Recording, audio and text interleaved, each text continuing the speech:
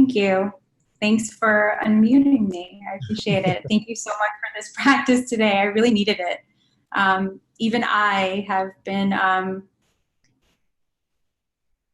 vacillating between feeling hopeful and some days really just feeling the weight of the mountain. Some days I'm on the top of the mountain, and some days I feel like the mountain is sitting on my chest. On top of you, yeah. Yeah. So it's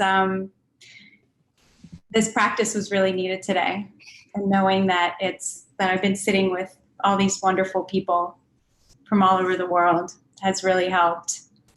So I really wanted to actually just hear from you, and I thought that in this admission, that maybe it might be helpful to others that are on this Zoom session today. Because I find myself, even after having 20 years of practice,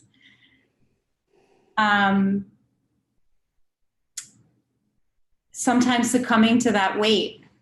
And it feels, as I'm getting deeper and deeper into this work with this organization, Pandemic of Love, which you've mentioned, knowing that I do try to choose to focus on the tens of thousands of people that we've been able to help. But as it grows bigger and bigger, the number of requests coming in grows longer and longer too. So it's been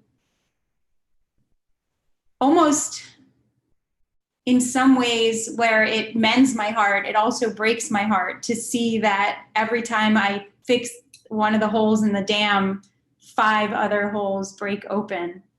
Yeah.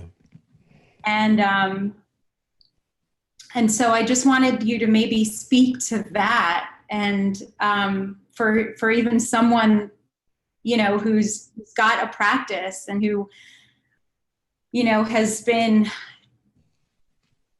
sitting a little longer than usual. If there's any sort of thoughts or recommendations at a time when certainly one of the choices can't be to peel myself back, because I feel this work is too important to do that. Yeah, well, certainly the practice doesn't immunize us to suffering. In fact, it's the exact opposite, that it actually invites us to understand the nature of suffering and in some way meet it adequately with both wisdom and compassion. And when you're seeing the suffering in others and you see that it's boundless, that no matter how much money you raised, I mean, this is the image of the hungry ghosts, that's sometimes used in Buddhist terminology of a mouth that's infinitely big and a throat that's infinitely small. So no matter how much you feed it to try to, sort of tame it, there's no way to do it. And in this particular moment, what's happening is that we're seeing the level of vulnerability that we have allowed to unfold within our various societies that has really been going on, for time immemorial, that there's certain kinds of injustice and inequalities that when the proverbial stuff really hits the proverbial fan, those are the people that are going to suffer the absolute most. Excuse me. And where our efforts to help really are wonderful and beautiful and bodhisattva-like as they are, they can engender just the kinds of feelings of inadequacy or exhaustion or endless, not possible to fix this. And so I think that's part of wisdom, is to know that, doing good doesn't, sort of get you a pass from feeling the suffering of the world. In fact, it's quite the opposite, that, the more good you're doing, and you're doing such enormous good with this pandemic of love, effort, which is spreading like crazy and is increasingly beautiful. And maybe you can describe it shortly to people who might not know what it is, that it doesn't immunize you against the suffering. There's no immunity to suffering. There's only a kind of deep understanding of it, and then the realizing that if you personalize it and make it um, um, sort of too anchored on your small self, that that's extra, that you can't carry that kind of a weight, and it's not your responsibility to carry that weight. It's all of us as humanity need to, in some sense, wake up to carry that weight, and we're doing the best we can. So the meditation practice isn't kind of like to write us a pass for, suffering if we contribute in some way or other to healing or to well-being. It's to recognize that our common humanity in some sense, and cry with each other, and then also laugh with each other, because it's also true that many of the people who are suffering the most and have the least have enormous reservoirs of dignity and beauty and joy and sort of meaning in life. And that's expressed, of course, very differently in different cultures globally. So it's just simply not possible to even understand it, but to simply recognize that there is a common way in which we can, to whatever degree possible, reach out and help each other, especially in times like this, and at the same time rest with the poignancy of being completely inadequate, that there's simply no way to maybe it's that we're partly attached to an outcome and wanting to fix the problem because of the enormity of it and the enormity of suffering. But it's not a fixable problem. It's only a healable problem. And there's a process that I think we need to go through in order to get to that point where we can actually address the root causes of the suffering that we're talking about, which is often, involved in poverty and various other kinds of domains, and that are just compounded at a time like this, where some people are much, much more safe and protected and privileged than others. And the genius of what you're doing is, in some sense, trying to bring the protected and the unprotected together for the benefit of both, because there's mutuality of giving and receiving, that the fundamental nature of our humanity is one of, in some sense, sharing, even when you don't have much, what you share with others. I mean, it's like very, very deep in sort of the Greek origins of Western civilization. Remember, I mean, you didn't ask a stranger where they were from when they showed up at your door. You washed their feet.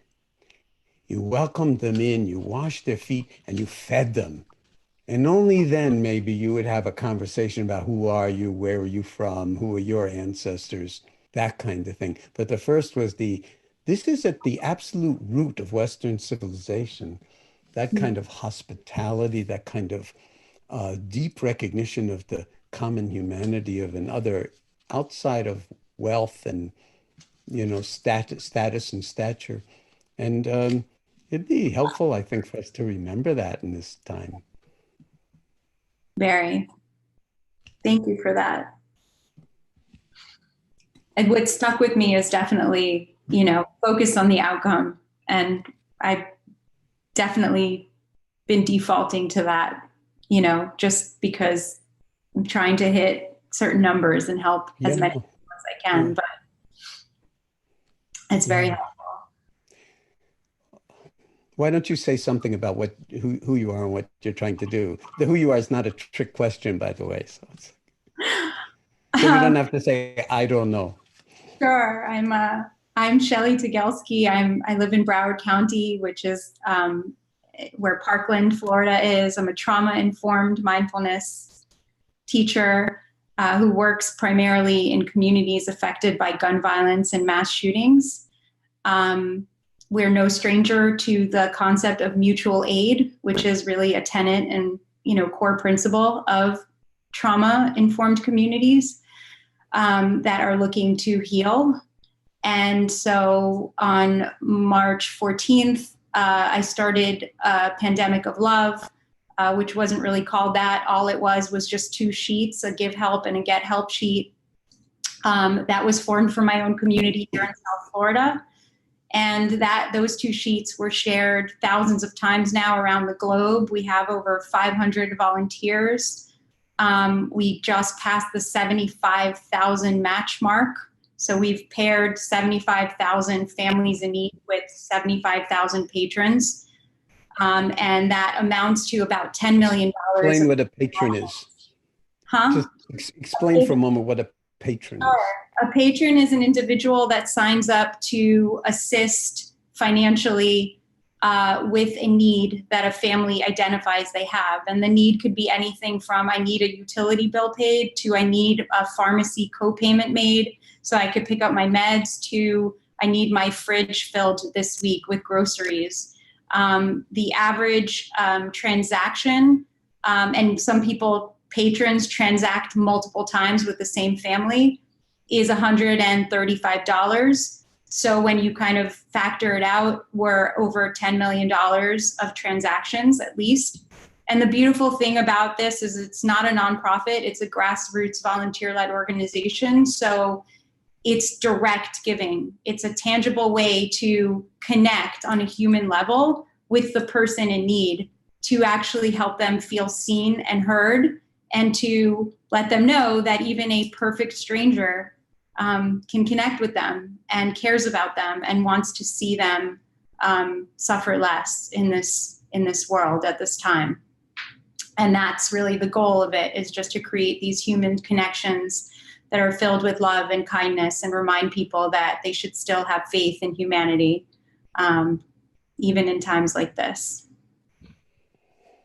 And I got to say that, my impulse would be to say, oh yeah, and we should clone Shelley all over the place. But you see, you don't have to. All you have to do is participate in the Pandemic of Love, and you haven't cloned Shelley. You've reinvented yourself as a vector of love that has practical consequences, not abstract, because you're actually able to help people who absolutely need help today and this week. So Yeah. just a deep bow to you, Shelley, for everything that you're doing and just who you are, You are part of who I am. Please know that. You're a big contribution to that, your work. Thank you. Thank you. Thanks, Shelley. Thank you, Lauren. I know you've been with us meditating behind the scenes, so it's great to actually bring you. I have been almost every day. Thank you.